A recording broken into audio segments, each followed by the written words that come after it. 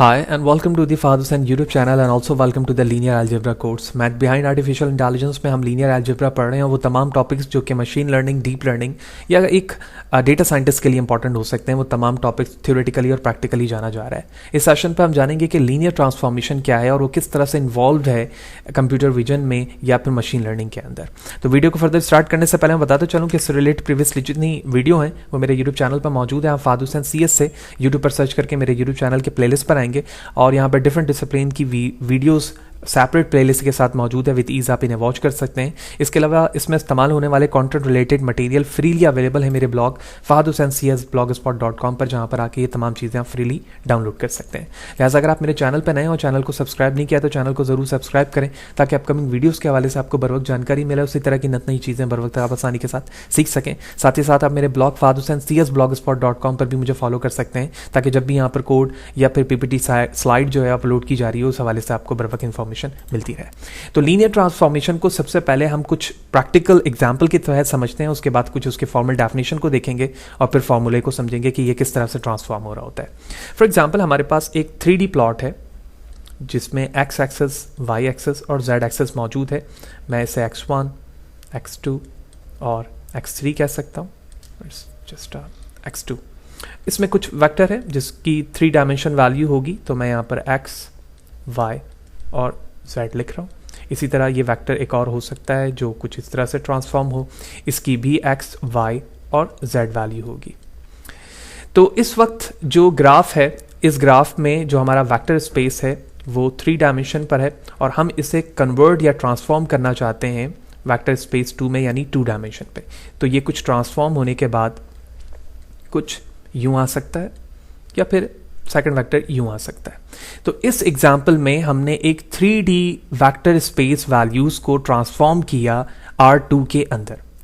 इसी तरह से रियल लाइफ में अगर हमारे पास एक 3D फॉर्म प्लॉट है जिसमें एक ह्यूमन मौजूद है और इस ह्यूमन पे कुछ लाइट शैडो यहां से इस तरह से आ रही है, तो ये ह्यूमन जो कि इस वक्त 3D प्लॉट में रियल पे मौजूद है, इसका शैडो यहां पर इसे पड़ेगा और मैं कह सकता हूं कि ये शैडो इस वक्त 2D में कन्वर्ट हो चुका है।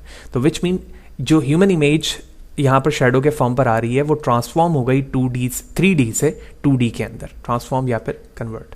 सो we can seen and observe that कि ट्रांसफॉर्मेशन एक फंक्शन है as like a black box और ये फंक्शन आपके वैल्यूज को ट्रांसफॉर्म कर रही है उस रिक्वायर्ड वैल्यूज पर या उस रिक्वायर्ड वेक्टर स्पेस पे जिसमें आप उसे कन्वर्ट करना चाहते हैं। रिमेंबर कि जब आप वेक्टर स्पेस की बात करते हैं तो ये ज़रूरी नहीं है कि ये 3 से 2 या 4 से 3 के अंदर आ रही हो। समटाइम हमें किसी वेक्टर स्पेस 2 में रहते हुए ही भी इसे transform 2 vector space real number पे करना पड़ता है। तो ट्रांसफॉर्मेशन एक फंक्शन है जो कि लीनियर वैल्यूज या लीनियर वेक्टर स्पेस वैल्यूज को ट्रांसफॉर्म कर रहा है किसी एक वेक्टर स्पेस से सेकंड वेक्टर स्पेस में। अब सवाल ये होता है कि रियल लाइफ में या मशीन लर्निंग के अंदर हम इसे कहाँ इस्तेमाल कर सकते हैं। तो सबसे पहला जो कॉन्सेप्ट आता है वो कंप्यूटर विजन या फिर इमेज प्रोसेसिंग के अंदर आता है, जहां पर आप अपने इमेजेस को ट्रांसफॉर्म कर रहे होते हैं। इसी तरह से मशीन लर्निंग के अंदर जब आप डेटा सेट को प्यूरिफाई कर रहे होते हैं, क्लीनिंग कर रहे होते हैं, तो प्रिंसिपल कंपोनेंट एनालिसिस या इससे रिलेटेड जितने अदर एनालिसिस एल्गोरिथम या मॉडल्स हैं वहाँ पर हम अपने वेक्टर स्पेस को या अपने डेटा सेट वैल्यूज़ को ट्रांसफॉर्म कर रहे होते हैं एक डिफरेंट डायमेंशन से दूसरे किसी डायमेंशन के अंदर। So that is a very scratch level definition and understanding about a linear transformation. अब हम चलते हैं कुछ बुक रिलेटेड या बुकिश डेफिनेशन और उसकी एग्जाम्पल की तरफ। तो what is a linear transformation? A linear transformation is a technique in which a vector get converted into another by keeping a unique element from each of the original vector. That's one of the important concept. Unique element from each of the original vector and assigning it into the resulting vector. This process basically map one vector space into another. We have seen that कि अगर हमारे पास vector space 3 dimension का था तो वो दूसरे किसी 2 dimension या फिर सेम 3 डायमेंशन पे डिफरेंट वैल्यूज के साथ प्लॉट हो सकेगा। लेकिन किसी भी आप वेक्टर को या किसी भी मैट्रिक्स को कब कहेंगे कि यह मैट्रिक्स लीनियर ट्रांसफॉर्म हो चुका है या होने की कैपेबिलिटी लगता है, तो इसके लिए कुछ हमारे पास रूल्स हैं जिसको हम लीनियर ट्रांसफॉर्मेशन के रूल पर अप्लाई करते हैं किसी भी मैट्रिक्स या वेक्टर के लिए। तो यहाँ पर जो कैपिटल T है ये रिप्रेजेंट कर रहा है आपके ट्रांसफॉर्मेशन को और यहाँ पर U एंड v आपके पास दो वैक्टर है, ठीक है। अगर आप इन दोनों वेक्टर को ऐड करें और उसका ट्रांसफॉर्मेशन करें तो वो बराबर होगा individual transformation of the vector u and v के। तो इसका मतलब ये हुआ कि ये दोनों वैल्यूज बराबर होनी चाहिए। अगर हमारे पास दो वेक्टर किसी मैट्रिक्स के प्लॉट के साथ मौजूद हैं और अगर मैं इसको ट्रांसफॉर्म करूं तो वो इंडिविजुअली और साथ दोनों बराबर आने चाहिए। सेकंड रूल हमारे पास ये है कि अगर मैं किसी स्केलर वैल्यू को मल्टीप्लाई करूं वेक्टर u से और उसका ट्रांसफॉर्म लूं तो वो बराबर हो जाएगा transformation of u then multiply by the scalar value any. And the third one is the null vector. अगर हमारे पास कोई एक नल वैक्टर है तो उसको जब ट्रांसफॉर्म किया जाएगा तो भी वो नल वैक्टर के बराबर ही आएगा। So these two are the very important rules of the linear transformation के किसी भी मैट्रिक्स या वेक्टर को आप लीनियर ट्रांसफॉर्म कब कहेंगे, तो जब ये दोनों रूल्स उसमें सेटिस्फाई हो रहे हो। अब एग्जाम्पल देखते हैं। तो इस वक्त हमारे पास एग्जाम्पल है सम ऑफ द वेक्टर, यानी फर्स्ट रूल जिसमें दोनों वेक्टर्स को ऐड किया जा रहा है।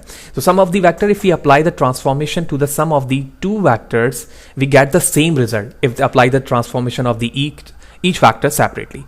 If you take the transformation matrix A, अगर हमारे पास एक मैट्रिक्स ट्रांसफॉर्मेशन A है जिसको हम प्रूव करना चाहते हैं कि लीनियर ट्रांसफॉर्म हो सकता है या नहीं है, by using a vector v1 and v2 and add them first. तो जैसे ही हम फर्स्ट रूल इसमें अप्लाई करते हैं वेक्टर 1 और वेक्टर 2 के लिए by using a matrix A, तो हमें देखना होगा transformation of u plus v is equal to the separate transformation of the vector v and vector v2। तो हमने सबसे पहले यहां पर मैट्रिक्स A लिया और A के बाद ब्रैकेट के अंदर हम u या फिर आप कह लें इसे u1 u2 या v1 v2, यहाँ पर v1 और v2 है तो मैंने यहाँ u लिख दिया, that is both are the same concept. तो यहाँ पर 2 - 2 एंड 2 था, तो इन दोनों को ऐड किया गया तो ये 4 and 0 आ गया। फिर ये दोनों आपस में मल्टीप्लाई हो रहे हैं या ट्रांसफॉर्म हो रहे हैं, तो इस बेस पर जो हमें वेक्टर मिला लास्ट वो 4 and 0 मिला in the form of the column. उसके बाद अगर मैं इसको सेम प्रूफ करूं, यानी ये वाली चीज हमने प्रूफ कर ली कि ये 0 and 4 कॉलम वेक्टर आ रहा है, तो अब हमें ये प्रूफ करना है क्या ये बराबर है separate transformation of u and v के। ये करने के लिए हमने सेपरेट यहां पर किया, यानी matrix of A with vector u1 और v1, और उसके बाद फिर A एंड v2, इन दोनों को हमने ऐड किया bye using a multiplication of A and v1 plus A and v2। इसके बेस पर हमें जो फाइनल रिजल्ट मिला वो 4 and 0 मिला, which mean both are the same. और इस बेस पर जो हमारा रूल नंबर 1 था लीनियर ट्रांसफॉर्मेशन का वो प्रूव हो चुका है कि ये दोनों वैल्यू सेम आ रही है। रूल 1 हमने प्रूव कर लिया। रूल 2 में हमें किसी एक स्केलर वैल्यू से मल्टीप्लाई करना है और उसमें देखना है कि रूल नंबर 2 भी हमारी सेटिस्फाई हो पा रही है या नहीं। लिहाजा इसके लिए हमने एक वेक्टर यहाँ पर लिया है, वही जो हम एज यूजुअल प्रीवियस एग्जाम्पल में करते आ रहे हैं, और उसके बाद यहाँ पर जो स्केलर वैल्यू ली है मैंने वो 5 ली है। इस 5 से हमने इस वेक्टर v1 को मल्टीप्लाई किया, ठीक है। तो उसके बेस पे जो हमारे पास final after the multiplication of this matrix and vector value I वो 5, 15 and 10 आई है। अब हम सेपरेटली पहले ट्रांसफॉर्म करेंगे, उसके बाद स्केलर से मल्टीप्लाई करेंगे according to the rule of this. आप देख रहे हैं कि c यहाँ पर बाद में मौजूद है, तो हमने स्केलर वैल्यू को आउट किया यहाँ पर 5 को, और पहले हमने ट्रांसफॉर्म किया मैट्रिक्स के साथ, और जब उसे 5 से मल्टीप्लाई किया तो result will be same, both are. So hence we can say that so the skew transform represent by the matrix A is a linear transformation, यानी इस मैट्रिक्स का लीनियर ट्रांसफॉर्मेशन स्क्यूड वेज पर possible है by using a basic rule and linear transformation definition. तो hope you will understand about the concept of the linear transformation, क्या है, क्यों इस्तेमाल कर रहे हैं, किस तरह से हम एक वेक्टर स्पेस वैल्यू को कन्वर्ट कर सकते हैं, इसकी एप्लीकेशन कहाँ कहाँ इस्तेमाल हो रही है, जब आप कंप्यूटर विजन में किसी इमेज को ट्रांसफॉर्म करना चाह रहे होते हैं या किसी डेटा सेट के एट्रीब्यूट्स को ट्रांसफॉर्म करके उसे यूटिलाइज करना चाह रहे होते हैं, वहाँ पे इसका इस्तेमाल होता है। इसके ये 2 रूल्स हैं और हमने यहाँ पे करके देखा। तो इन फ्यूचर हम इसे पाइथन पे भी करके देखेंगे, तो ताकि जो तमाम कंप्यूटेशनल स्टेप्स हैं जो यहाँ पर हमने रफली देखा है वो हमें मजीद भी प्योरीफाई हो जाएगा और क्लियर हो जाएगा। तो फिर भी कोई सवाल है, अगर कोई चीज़ समझ में नहीं आई है कमेंट सेक्शन पर ज़रूर पूछें, कोशिश करूंगा आपको इस हवाले से बर वक्त जवाब दे सकूं। वीडियो अच्छी लगी है तो लाइक करें, ज़्यादा लोगों को शेयर करें, चैनल पे नए चैनल को सब्सक्राइब नहीं किया है तो चैनल को ज़रूर सब्सक्राइब करें। नेक्स्ट सेशन में मिलते हैं।